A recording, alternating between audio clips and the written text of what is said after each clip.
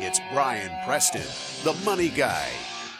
What are the obligations of being an executor for an estate?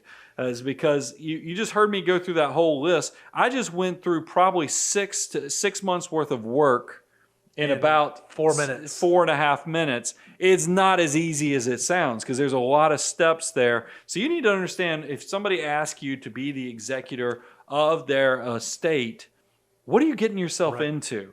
So I wanted to kind of give give them kind of what is the legal definition of what an executor or executrix is doing to the estate. When you fill out your will, when you put that document in place, you're naming, hey, this is the person who I want to make sure is going to see that all of my wishes outlined here are in fact met. They're the person responsible for legally making sure that everything named in the will is handled according to the way that the decedent wanted them to be handling. That means distributing the property, arranging for payment of debts, and making sure that taxes are paid. They're essentially the CFO of settling it all out. They're the one who legally has to do that. And what we find most often is that you would think, okay, well, if all I have to do is do what the will says, then I just follow down the list and it's done. Yeah. Usually the responsibilities of executor are a little heavier than that, and they go beyond just what is laid out in the will. Well, if you go back through that list of all the things that are going to happen, there's a lot of things like with dealing with beneficiary designations, life insurance. Those things don't have anything to do with the will, but you being the person that was put in charge of this estate, you're probably also associated, you're probably a relative or a friend. You're going to want to be involved in that stuff. So pay attention. That's why I want to kind of talk about what's the things, the hardships or just the downsides or just going into this thing with your eyes completely open, you need to pay attention to, and some of the things mistakes we see people make. Before I kind of go through that, one of the things I want to tell you, you're probably hearing all this and you're thinking, well, gosh, for my own estate, you need to go ahead and make sure that you have really vetted. If you want to make sure that you don't create a problem for your beneficiaries, your heirs, then give a lot of thought on who you want to be your executor. And might I suggest also, ask them. Yeah. Make sure that they're comfortable with that, because they could say no, right? And that's not a situation you want to be in. And you want to be the person that's so organized. This is the other thing I want to add for making sure you don't have these. That you're so organized that you tell them that it's going to be easily accessible. I'm going to show you when I pass away, my net worth statement will be easily accessible. My will will be in this location, and you should know where it is, because that's a big part of it.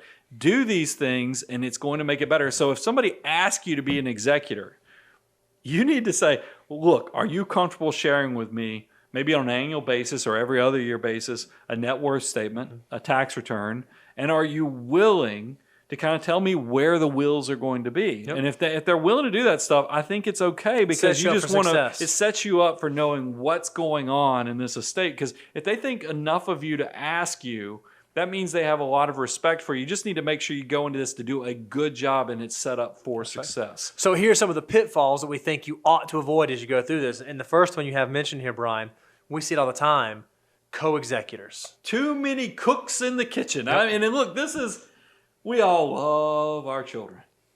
You love your children. But let's face it, they're not all created equal when it comes to money. Mm-hmm. Some are good with money.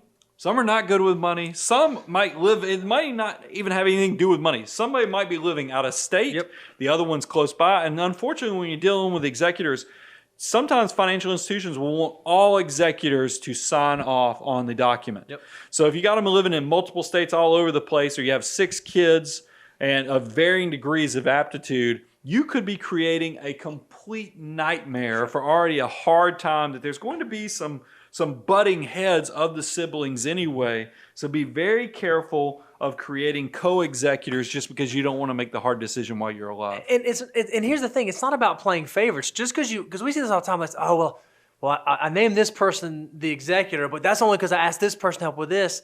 You don't want to get into that. It's not about playing favorites. It's a job, it's a duty, it's a responsibility. You want to ask the person that you feel is the most qualified to successfully fulfill that role and carry out that responsibility. And you don't want to create a legacy of conflict. That's right. I mean, that breaks your heart to know that something that was done, that maybe you could have done it a little better so your kids didn't fight after you passed away and you broke the family apart. So let's create there are situations, sometimes an executor or the person who's designing the estate document, they don't realize they're actually creating a situation that could lead to fights between the heirs and beneficiaries. Yep. And unfortunately, if you are the executor, you're going to be the one that has to sort through this chaos. Right. So let's talk about this. And I've already kind of alluded to this because I've seen this happen so many times. Is that, remember, when I went through my checklist of what happens when a loved one passes away, the last thing on that checklist was beneficiaries get to start, heirs start taking distributions or getting assets. You have to pay the bills, you have to get the expenses, you have to get the accounts set up. There's a lot of steps that have to take place. But what typically happens after a loved one passes away is everybody runs over to mama and papa's house and starts taking the sentimental stuff. Splitting up the furniture. It just disappears. And the It's gone. That is... You want to know what people are going to fight about after you're passed away. It is that sentimental stuff. So here's what the solution on that is. And if you're asked to be an executor, ask the person to do this for you. Write a letter that kind of details all the perceived sentimental stuff and what your wishes are. Yep. That equips the executor so that they can sort through this conflict. But it also will let your heirs know what your desires were, so there's no surprises. And it also kind of just... it will defuse a horrible situation. Yep. I think that would be tremendous if you think about that. And then here's the other thing.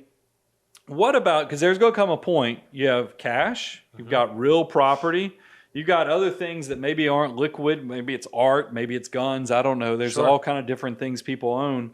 There's going to come a point where you have to now distribute this stuff out as the executor, and somebody might want the cash, somebody might want the real property. Yep. There's going to be a weird mix, eclectic mix of how these things get divvied out.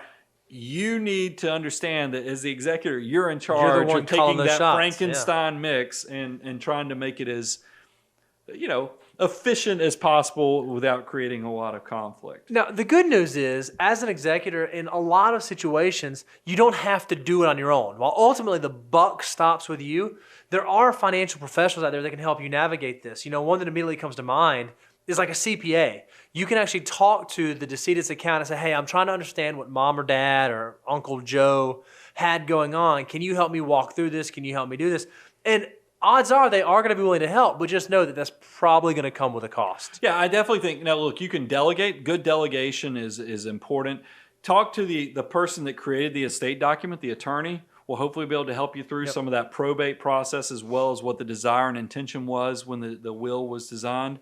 And then exactly what Bo said, the CPA who does the annual tax returns or maybe helped out with the family, they're going to have some insight for you. And then here's the the MVP of your estate plan of distributing assets is going to be if they have a good comprehensive financial planner that was kind of serving as quarterback, because a good financial planner is going to know who the CPA is, they're going to have dealt with the attorney, and they're probably going to know the intentions of the loved one that's passed away. So if you've got a great situation, look, and this is self-serving in some ways, but I will tell you, I think a lot of our clients, if you ask them, what's the reason that you're going to be with Abound Wealth and Brian and Bo for many, it's because we got you through these dark, dark times of when someone passes away. You're dealing with a lot of emotional stuff, and then you have to stack on top of that, you have to deal with all this analytical financial stuff.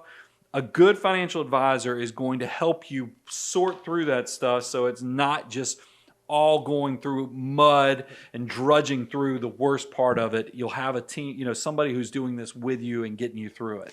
The other thing I think that's really important to mention, and one of the reasons why you might want to seek some counsel and some help for this is, as the executor, you individually can be held personally liable. Oh. So if you distribute money to heirs before paying taxes, guess who the government's going to come looking for in terms of who is responsible for settling that estate?